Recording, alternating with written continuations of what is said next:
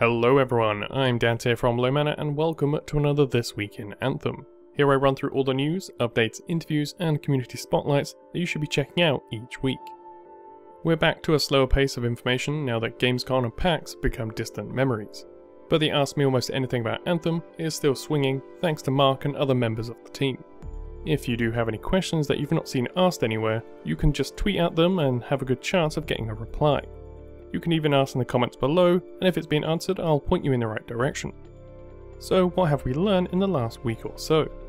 I want to start off with something I haven't really seen discussed too much. Most likely because we don't know enough about the Elder game for it to come up. So will there be daily login rewards or daily missions? Simple but a cryptic answer, yes. So what does this actually mean? Well, as the question states, when you have a live service game or even traditionally MMOs, essentially any game that wants to keep a constant player base, you tend to have a consistent reward process. The foundation of these traditionally are daily rewards, with the two styles at least I'm aware of are login bonuses. You'll see these in games like Warframe, free-to-play games that give a subtle incentive to come back each day. The second style are daily missions or quests, made famous by MMOs, iconically World of Warcraft, although they have become increasingly more prevalent in the modern style of social games. These tend to be planned as short-form content, taking between 15 minutes to an hour, with the modern takes allowing these to stack up over a few days, to prevent the fear of missing out issues that occur with dailies. As a result, you'll find these rewards are generally pretty common with a chance of something a bit rarer, or to encourage you to try out different styles of gameplay. So what does that mean if anything for Anthem? Primarily, this is a solid indicator that BioWare are planning for the long term, not just the first quarter of a launch. Instead, these are the foundations of a deeper game economy, and having layers of progression, which should result in longer form gameplay that feeds particularly well into crafting and having tiers of play. Crafting, world content, dungeons and raiding. All things that make me hopeful for Anthem's longevity. We've spoken previously about flight speeds, particularly that they will be consistent regardless of your javelin to stop squads being artificially split up. While we had this confirmed again, someone asked specifically about the Interceptor, and while they aren't faster out of combat, in combat it seems they very well could be. Not really a shock, but I'm interested to see what kind of abilities it's going to have with a focus on movement. On the theme of gameplay, we have another update in terms of what matchmaking rules will be. BioWare have multiple times confirmed that every aspect of the game has matchmaking tied to it, enabling those that prefer to play solo to find others if and when they need to, or if you just want to drop in some content while none of your friends are online. However, it's been confirmed that there won't really be any options, so this experience can't be tailored in any way. You get who you're given.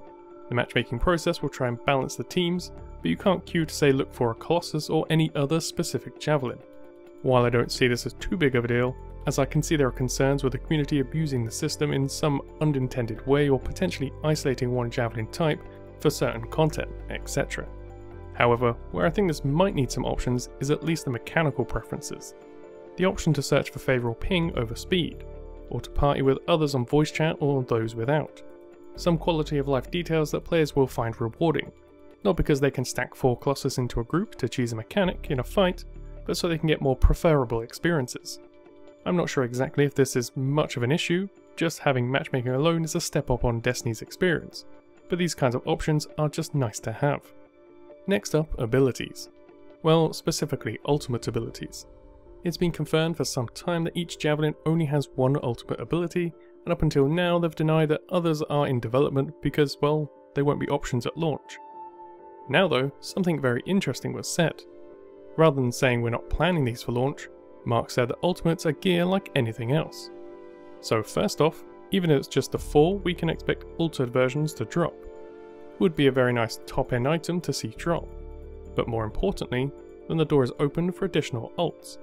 Now obviously we still aren't going to get them anytime soon, we can just expect them as options for later loot as we progress further into the story post launch. So whenever we get those new stories added, raids, dungeons or general large updates, they could be options, along with just brand new javelins.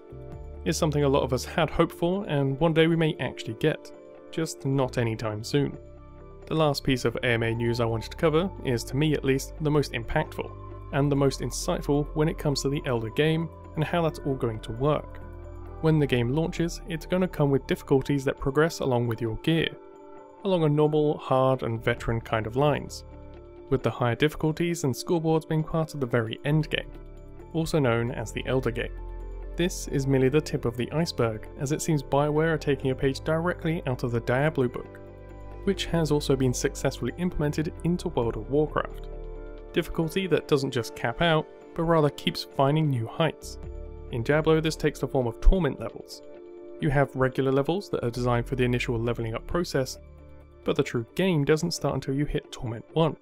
Each level increases experience points and loot drop chances, while in turn increasing enemy AI, density and overall toughness. This massively extends the longevity of the game. When combined with a scoreboard, you now have a competitive game on your hands. When you apply this to dungeons and raids, you also have yourself group content that is always relevant. Regardless of how high you've leveled or how perfect your gear is, there is always a new rank to push, a score to beat, a perfect roll to land on an item you want. If this method is applied across the board and content designed specifically around this mechanic, you end up with content like Riths and Uber bosses that are iconic to the Diablo endgame experience. That's not to say this by itself makes a game last forever, because it simply doesn't. It just adds weight to every piece of content you make. This type of gameplay is exactly what I was hoping to see, something you find lacking in any of Anthem's competition. This is how you do farming in games, and keep it fun. So not technically part of the MA, but there was a cheeky conversation on Twitter from Michael Gamble and Ben Irving, teasing the possibility of a stream from both the Anthem sites working on the game, which got Reddit into a frenzy that we might get another community stream with the developers playing the game. Which, although they would like to do, both of them shut this down pretty sharpish as to prevent getting people's hopes up. Which is a bit of a shame, but I can see this kind of thing happening. They even mentioned in the responses on Reddit that streaming some of their Anthem Fridays might be possible in the future, so fingers crossed we get some regular streams set up in the nearest future. We can always hope, at least. To end today, I want to do something I've not done for a while, but this week I have another community shoutout, this time for Michael Ward. He's made his own take on the Storm and Interceptor, which you can check out over at his Twitter on MikeWardDraws, which I'll also link below. As always, I'm looking for more community artists, content creators, and even notable conversations related to Anthem. If you have anything you think should be promoted, or if you make content yourself, be sure to let me know in the comment section below, or message Lomana on Twitter. If you enjoyed this episode, then please leave a like or a dislike if you prefer. You can subscribe to support the channel and hit the little bell for notifications. But until next time, I've been Dante, thanks for watching.